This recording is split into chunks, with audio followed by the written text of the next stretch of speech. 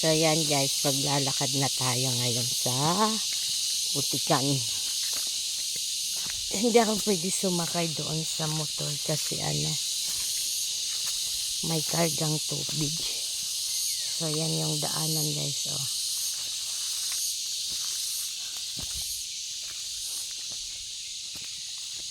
Ito yung daanan. So mag-walk tayo. Walk on. Walk on. Dito tayo medyo hindi maputik. So para-paraan na lang yung mga motorista dito guys kung saan sila sisiksik. Kasi doon masyado ng muddy. So dito na naggawa ng panibagong daan. So pag muddy na naman lipat na naman. Kasi yung daanan nila dinadaanan din ng kalabaw. Grabe siya ba?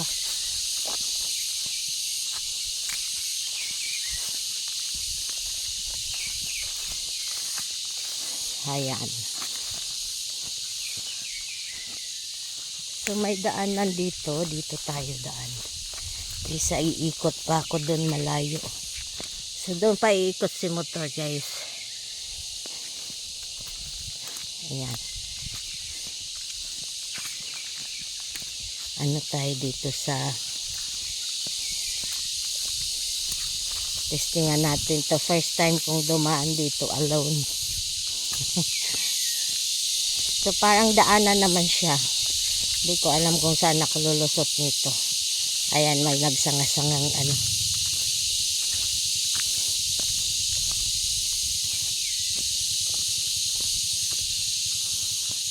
kawawa yung nyog oh.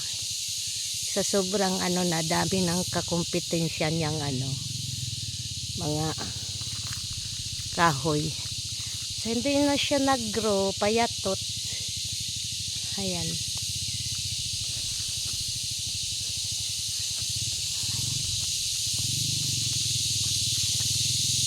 Where am I? And who am I? Ganon. O, tingnan nyo guys yung putik oh. Tonk. Tonk. Ayan, doon naman to sa ibang farmers yan. Dito sila dadaan. Ito. So, I know guys where I gonna climb up. Oh my gosh. Look at this.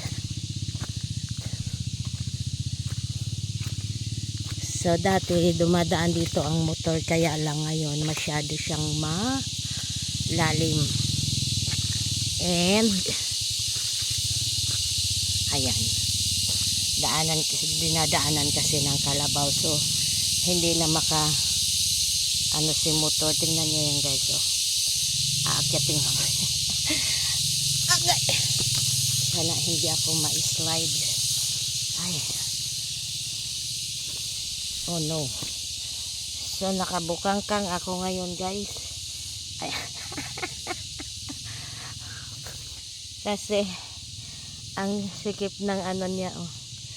Hawak ako dito. Ay Diyos po Lord. Ayan. So nakaakyat na ako guys. So malalim siya para sa motor kasi nagiging kanal na tuloy siya. Agay. Ayan, nandito na ako sa main road.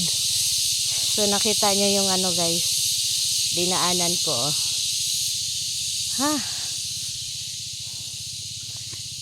So now, okay na dito.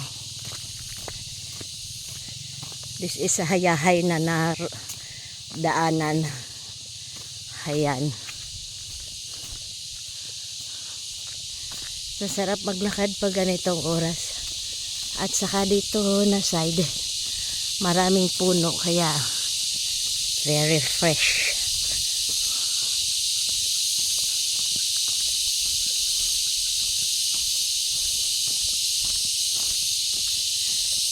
Along Andun yung sapa guys. Oh. So bangin na siya, bangin. Yan.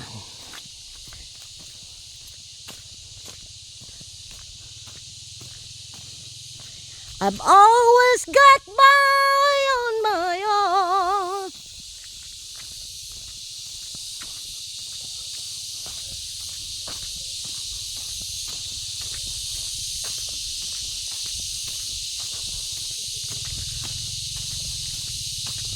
So nakafollow na si motor.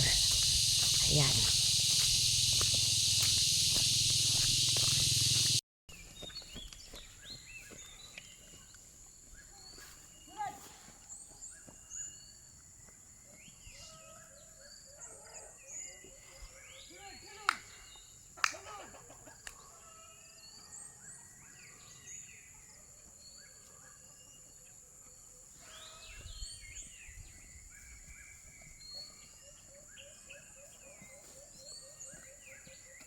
Uwi na tayo sa baryo guys.